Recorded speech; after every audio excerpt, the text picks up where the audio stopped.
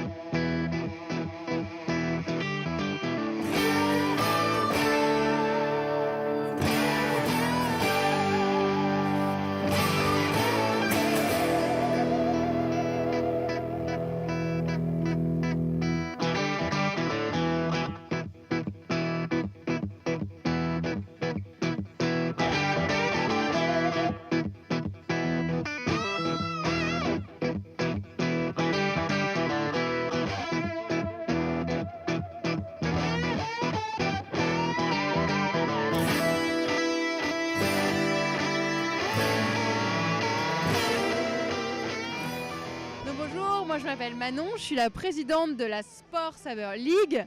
La Sport Saber League, c'est la plus grosse académie de combat au sabre laser du monde. Et ça, j'y tiens parce que c'est quand même quelque chose dont on est fier. Donc du coup, la Sport Saber League est un club de sport. On dispense des cours de sabre laser 2 fois par jour, toute la semaine, du lundi au samedi. Donc voilà, tu peux venir très facilement t'entraîner pour faire des cours de sabre laser. Les cours de sabre laser, il y a 2 volets. D'une part, tu peux faire des cours de manière ludique et d'autre part, de manière un peu plus sérieuse pour vraiment faire de la compétition de sabre laser. Donc aujourd'hui, on a des compétitions qui sont internationales, donc aux États-Unis, en Angleterre notamment et en France. Donc là, la prochaine échéance est en mai, en France, à Paris, où on fera donc le plus gros tournoi de sabre laser au monde avec une dizaine de pays représentés. Donc c'est assez cool. Sur nos réseaux sociaux, la Sport Saber League, sur Facebook, Instagram et Twitter, tu peux nous suivre et recevoir toutes les actualités. Ça va bientôt être mis en ligne. Pour l'instant, c'est encore un petit peu confidentiel. D'autre part, on fait aussi du sabre laser pour les enterrements de vie de jeunes filles et garçons, pour les anniversaires, pour des cours particuliers aussi, si tu as un cadeau à offrir à Noël par exemple, ça peut être sympa. Et on vend aussi nos sabres laser sur le site jpeuspas.sabrelaser.com. Donc ça c'est cool. Enfin, on vous montrera, mais on a aussi des t-shirts et des BD. Adrien, Nathan et Alan Barth, qui sont des grands... Adrien est le cofondateur de l'association et du projet, ont créé la BD qui relate un petit peu notre histoire. Et franchement, je vous invite à la découvrir parce que déjà, quasiment la totalité des choses et des sketchs sont vrais, c'est extrêmement drôle et c'est marrant quand même d'avoir cet aperçu de l'intérieur de ce qui nous est arrivé pendant ce parcours. Voilà, vous pouvez imaginer à quel point c'était atypique quand même. Donc voilà, après on donne ici au Comic-Con des initiations de combat au sabre laser, on montre un petit peu ce qu'on fait. L'année dernière on avait fait des bières laser avec la brasserie de Lettres. Cette année on n'a pas eu l'occasion d'en refaire, en revanche on va en refaire donc l'année prochaine en 2019 et on est très content de ce produit-là qui est un beau produit en fait, parisien et authentique, geek aussi comme on l'aime.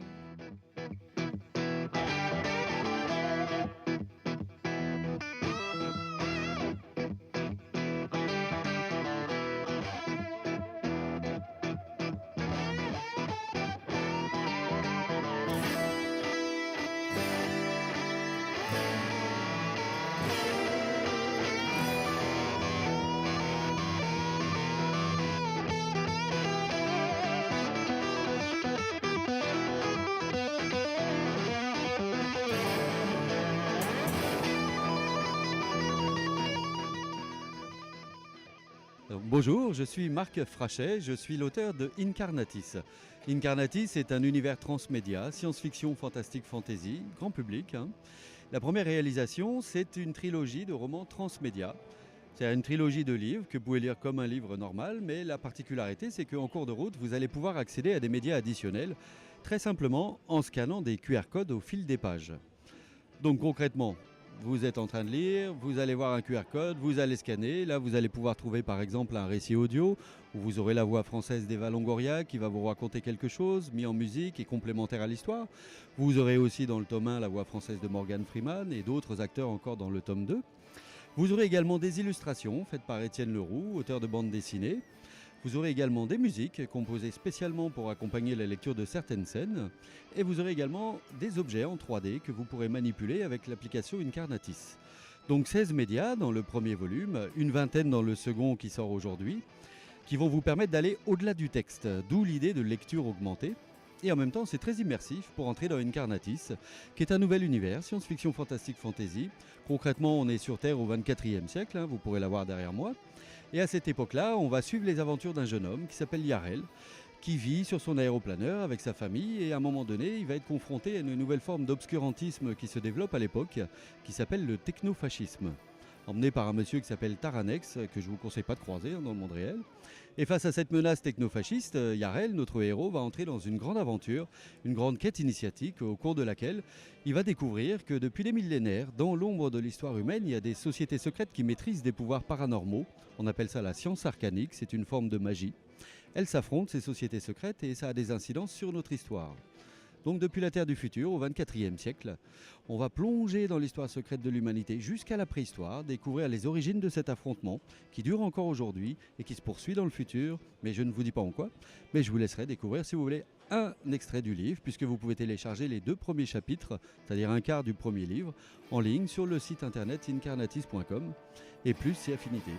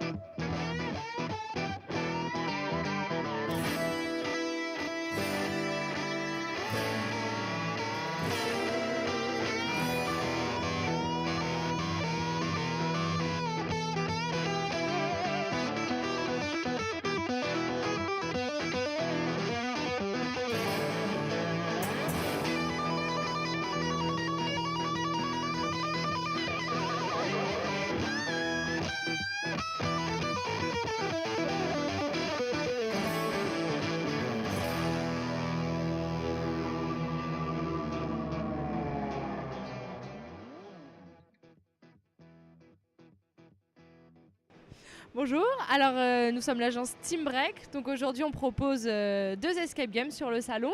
Donc un escape game type plutôt garage. Donc on se retrouve dans un vieux garage où il faut retrouver des plans. Et un escape game sur le thème militaire, donc mission infiltration, où il faut infiltrer la réunion secrète de Pedro.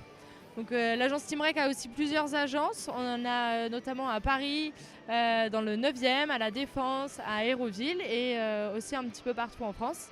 Et on a une cellule événementielle qui permet de faire que des escape games sur mesure. Donc ben voilà. On va couper la fin.